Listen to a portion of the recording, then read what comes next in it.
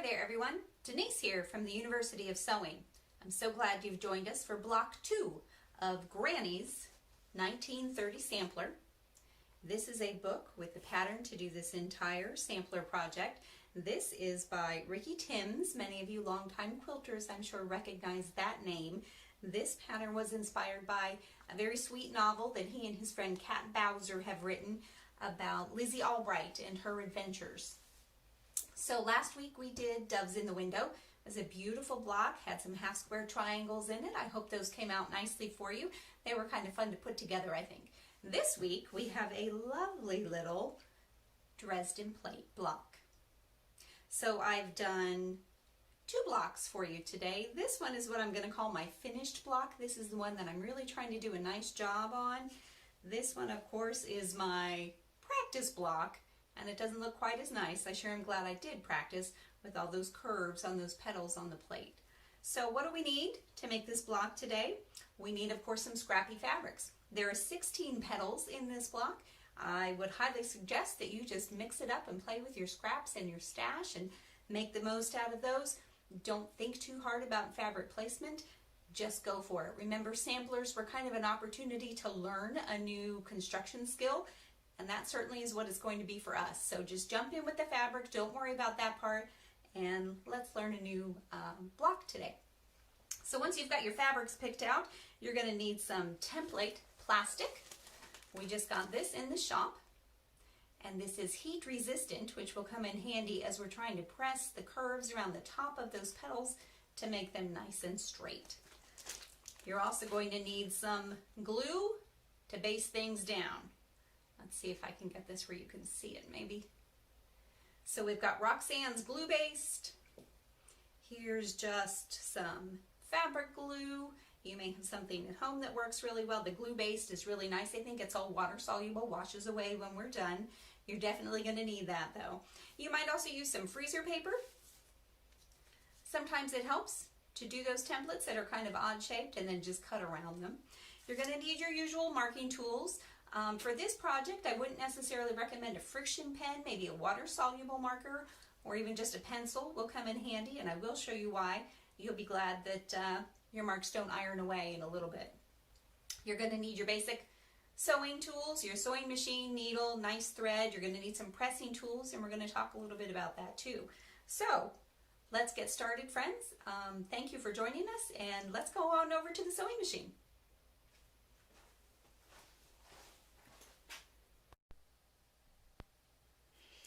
Alrighty, so we've got some marks on our petals for our Dresden plate.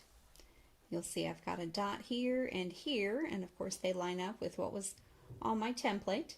We're going to start at these dots and stitch our way down. We're going to back stitch just a couple stitches here. So let's put our petals here right sides together. I'm sure that's not a new phrase for anybody. I'm using my Bernina 570 Tulip Pink version today. It's a fun little machine. Got my 57D foot on, nice 1/4-inch foot. The D, of course, is dual feed, which means my top and bottom fabrics are going to feed together, which makes piecing so much nicer. It looks like my mark there is just a little off. So you'll also notice I've got my diagonal seam tape still on from our first block, doing all those half square triangles. Here's where the needle would run, and here's my 1/4-inch on either side of the needle. That just comes in handy. So I'm going to hang on to my threads. Let's take a couple stitches here and a stitch back or 2.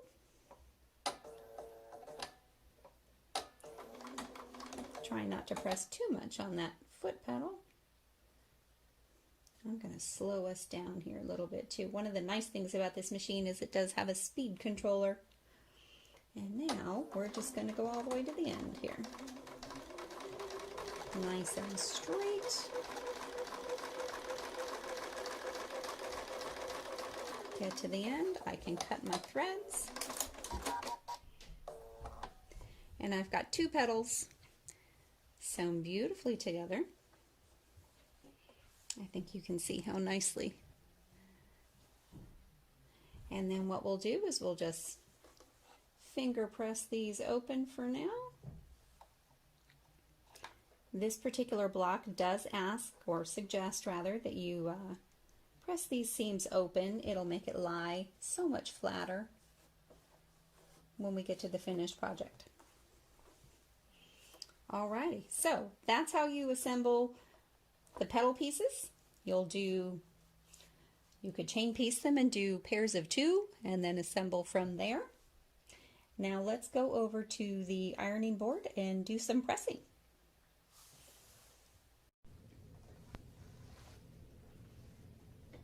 Okay, we're over at the ironing table. We're going to start pressing the curves around the petals on our Dresden plate. We've got our 2 petals that we've got sewn together here. I've taken a couple pieces of freezer paper and layered them together. I didn't have the heat resistant template plastic at the time, so this worked pretty well, but next time I do want to try that heat resistant plastic. I think that would be so much nicer. So we're going to lay this down. You see I've got it marked here and here, and that lines up with where those marks were that we made on the original template. This piece is without the seam allowance of the original petal. We're going to lay this here, lining up those marks on the dots that we made earlier that helped us with our sewing.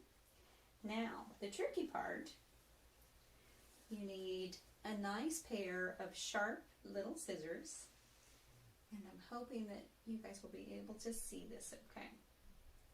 We're going to go in and clip right, not quite up to where my freezer paper is, 2 or 3 threads away. We do need some room to fold over. So I'm going to clip here, and I'm going to clip here. And I will tell you, the first few that I did, I was very conservative on my clipping, and they came out kind of pointy. When I mentioned that to Margaret, her suggestion was more clips. And of course, she was right. So, more clips, I would say 7 or 8 is probably a good start. Now we need to press these over. We've got a couple smaller pressing tools that I wanted to show you today. This little guy, if you do applique at all, you're probably going to want to have one of these. Look at that nice little point.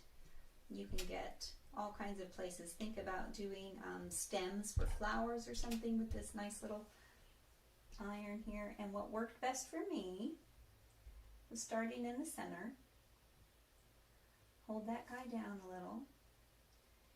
And then working my way to the outside of that petal. Holding it down for just a second or 2. And this is not going to be a good strong press. This is just kind of a starting point. I joke that we're going to press these little guys into submission and make them behave the way they're supposed to. With that point on the end of this little applique iron, you can really get in there. And of course, with the freezer paper, I can press right on it. Doesn't work quite as well as that heat resistant stuff. Now, I'll put this back on its little stand. You can kind of get the idea. And now I want to show you this little guy too. This is a little mini aliso iron. I'm sure a lot of you are familiar with those. I'm going to give it just a little more oomph. The aliso has a little more weight behind it. The sole plate, of course, is a little larger on it. And again, just using the pointy end of that iron to make all those little curves, those clips that we made, go where I want them to go. Put this guy over here. Of course, if you don't have the little applique iron or the small aliso, your regular iron will work just fine. If either of these or any of the products that we're using in this project are something you think you might be interested in, you're welcome to check out our website, theuniversityofsewing.com. If for some reason you can't find it on there, give us a call. Maybe it's something we can order for you. We'd love to do that for our customers. Now I can pull this little guy off. I can flip this over, and then if I really want to, tuck those little folds under.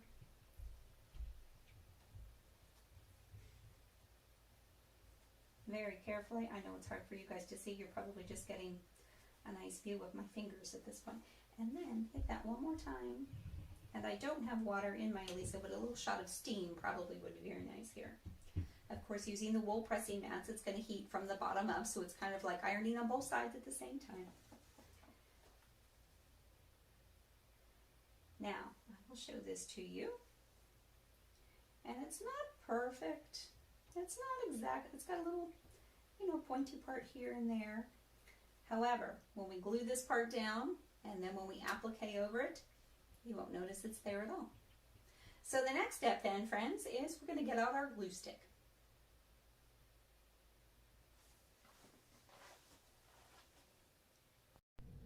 So we are on the last step of assembling our Dresden Plate block, which is block number 2 of Granny's 1930 sampler. We're doing a applique of a blanket stitch to attach the petals of this plate. We're going around the curves here. I think you can see where the needle is, where the edge of my fabric is, and we're going to move along slowly here. Let's see what happens.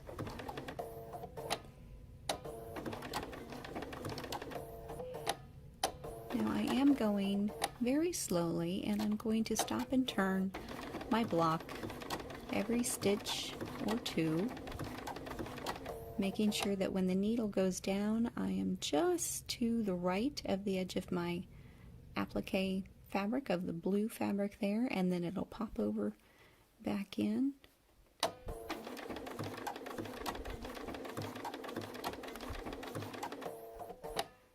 And when it stops, it's just my foot coming up off the foot controller a little bit. So I've got a couple more stitches. Turn my fabric. I'm using the freehand system on the Bernina so that I don't even have to take my hands off of my project. I can use my knee to lift up that presser foot, pivot my fabric just a hair, and keep on sewing. So let's continue on, and we'll go ahead and make this transition here to the next petal just so you can see. And now I'm going to turn this around this way, and I'm going to bunch this, the purple, the darker purple, a little closer to the needle, and we'll keep going. And I'm going to stop here, just pivot a hair. It's better if you pivot with the needle on the outside of on the background fabric. You will have more consistent stitches. You'll have them lined up more consistently on your petals that way. I hope this is helpful, guys. So you're going to go all the way around, finish off these petals here. We've also got the centerpiece. Let me move my camera here just a hair. We've got the centerpiece that we will do the same thing and applique right in the middle here to finish off this lovely block. So that wraps up block number 2, the Dresden Plate, and our Granny sampler. I'm so glad you guys could join us. For those of you on the fence about wondering, whether or not to jump into this little program that's going to take us a while, I really hope you'll join us. It's going to be a lot of fun. We're going to learn some new skills. I'm excited about that part. I don't know about you, but I was familiar with Dresden Plate but had very little experience with it. I feel a little more comfortable with it now, so I can't wait to see what you guys have created. Any of the tools that I showed you today, of course, are available at theuniversityofsewing.com. If you're in the Bloomington, Indiana area, we'd love to see you. Have you come in the shop and visit with us. We'd love to chat about all things sewing. Next time, we're doing the Mariner's Compass, which is going to be a paper pieced block. So there's some really good tutorials online about how to do paper piecing. We'll go over it step by step. So get ready to jump right in, and thanks again for joining us from the University of Sewing.